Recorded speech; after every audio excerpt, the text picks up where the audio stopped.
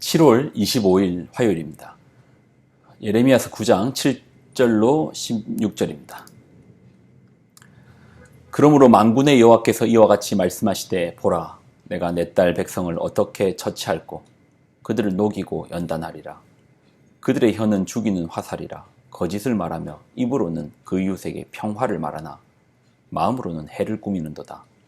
내가 이 일들로 말미암아 그들에게 벌하지 아니하겠으며 내 마음이 이런 나라에 보복하지 않겠느냐. 여호와의 말씀이니라. 내가 산들을 위하여 울며 부르짖으며 광야 목장을 위하여 슬퍼하나니 이는 그것들이 불에 탔으므로 지나는 자가 없으며 거기서 가축의 소리가 들리지 아니하며 공중의 새도 짐승도 다 도망하여 없어졌음이라. 내가 예루살렘을 무더기로 만들며 승냥이 굴이 되게 하겠고 유다의 성읍들을 황폐하게 하여 주민이 없게 하리라.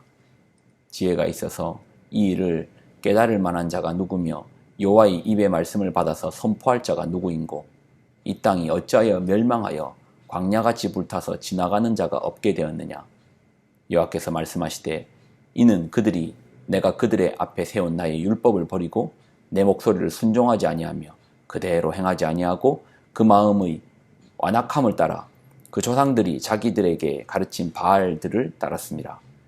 그러므로 만군의 여호와 이스라엘의 하나님께서 이와 같이 말씀하시니라. 보라, 내가 그들 곧 이 백성에게 쑥을 먹이며 독한 물을 마시게 하고 그들과 그들의 조상이 알지 못하던 여러 나라 가운데에 그들을 흩어버리고 진멸되기까지 그 뒤로 칼을 보내리라 하셨느니라. 아멘. 기도하겠습니다. 하나님께서 주시는 하나님의 말씀을 쫓아서 우리가 거짓을 버리고 진실한 말씀 속에서 진실을 말하는 입술이 되게 하여 주옵소서. 영광을 드립니다. 예수님의 이름으로 기도드립나이다. 아멘. 하나님께서 이스라엘을 책망하시고 심판을 판결하십니다. 7절을 보면 그러므로 만군의 여호와께서 이와 같이 말씀하시되 보라, 내가 내 딸 백성을 어떻게 처치할꼬. 그들을 녹이고 연단하리라. 왜 하나님께서 이스라엘 백성들을 책망하시고 심판하시고 또 재앙을 내리십니까? 이유는 8절이 설명하죠. 그들의 혀는 죽이는 화살이라.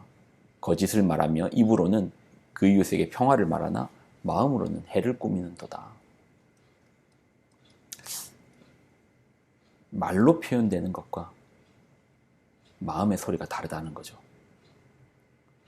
그 말 속에 악독함을 담고 있으나 말 속에는 달콤함을 가지고 있으나 그 마음에는 잔인한 칼을 품고 있다는 것이죠. 거짓 때문입니다. 그 입술에 거짓이 가득하기 때문입니다. 어제 말씀에도 3절로 6절 어제 말씀을 보면 여호와의 말씀이니라. 그들이 활을 당김같이 그들의 혀를 놀려 거짓을 말하며 그들이 이 땅에서 강성하나 진실하지 아니하고 악에서 악으로 진행하며 또 나를 알지 못하느니라. 너희는 각기 이웃을 조심하며 어떤 형제든지 믿지 말라. 형제마다 완전히 속이며 이웃마다 다니며 비방함이라. 그들은 각기 이웃을 속이며 진실을 말하지 아니하며 그들의 혀로 거짓말하기를 가르치며 악을 행하기에 지치거늘 내가 사는 곳이 속이는 일 가운데 있도다. 그들은 속이는 일로 말미암아 나를 알기를 싫어하느니라. 여호와의 말씀이니라. 거짓이 팽배해져 있는 거예요. 사람들이 입의 말로 거짓을 말하는 것입니다. 그런데 이러한 거짓을 말한다. 그러니까 이스라엘만의 문제가 아니죠. 말씀이란 거울 앞에서 나를 비춰보면 어때요? 여러분은 어떠십니까? 거짓이 없으십니까? 섣불리 거짓이 없다라고 말하지 못할 겁니다.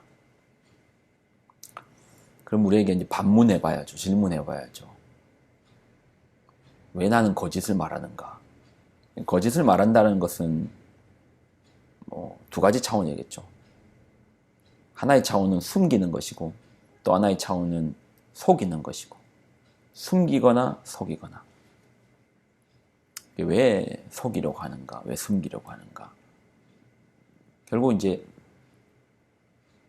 진짜, 진실, 현실, 실상, 내 진짜 모습, 그 진실을 말하지 못하기 때문이겠죠. 왜 우리는 진실 앞에서 담대하지 못하고 거짓을 선택하는가? 결국은 이제 직면할 용기가 없는 거죠. 참됨을 말할 때 노출되는 것이 나의 잘못과 나의 연약함이 여실히 드러나지 않겠습니까? 내가 저질렀던 죄와 연약함, 무너짐, 결국 이러한 것들이 드러나야 될 터인데 이것을 직면할 용기가 없는 거예요.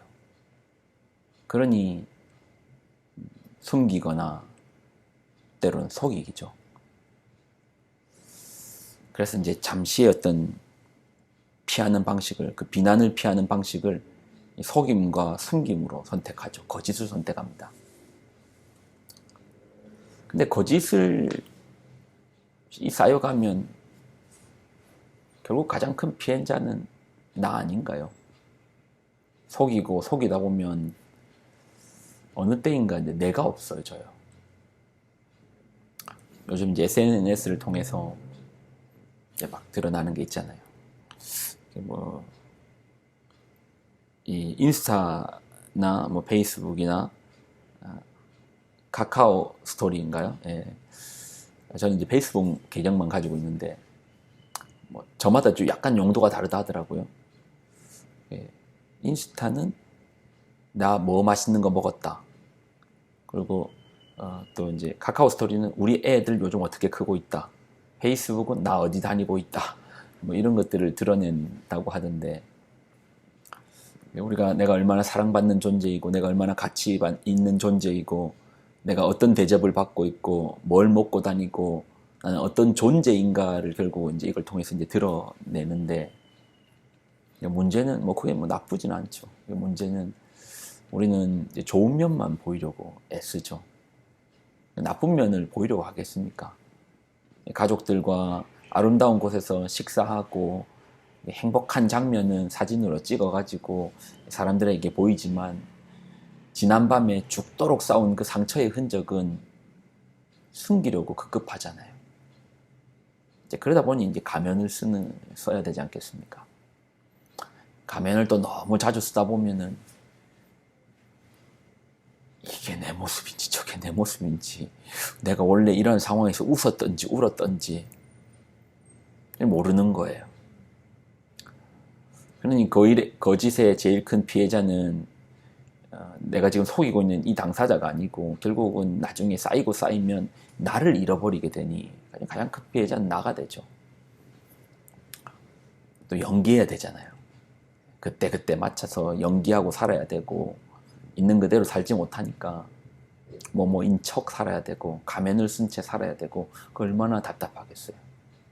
우리가 지난 코로나 때 마스크만 써도 그렇게 답답해가지고 코로나 끝나니까 아이고 이제 마스크 벗으니까 살겠다 했는데 가면을 쓰고 다니면 그 마스크 정도와 비교가 되겠습니까? 예, 거짓을 끊고 진실에 직면해야 됩니다. 그리고 우리가 하나님 앞에 설 때의 가장 특권이 뭡니까? 그분한테 나의 모든 것을 보여줄 수 있다. 나의 있는 모습 그대로를 그분이 받아주신다는 거 아닙니까? 우리가 사람들 앞에 있는 모습 그대로 다 못하는 게 내가 있는 모습 그대로 내 연약함 그대로 내 미쳤을 때 저 사람이 실망하지 않을까? 날 떠나지 않을까? 나에 대해서 색안경을 끼지 않을까의 두려움 가운데 계속적으로 가면을 쓰지만 사실 하나님 앞에서는 하나님 늘 우리를 있는 모습 그대로 봐주시지 않습니까? 그렇게 하나님 앞에 나의 모습을 직면하고 연약함을 직면하고 하나님 앞에 노출시켰을 때 이것들이 연습되어다 보면 사람들 앞에서도 그럴 수 있죠.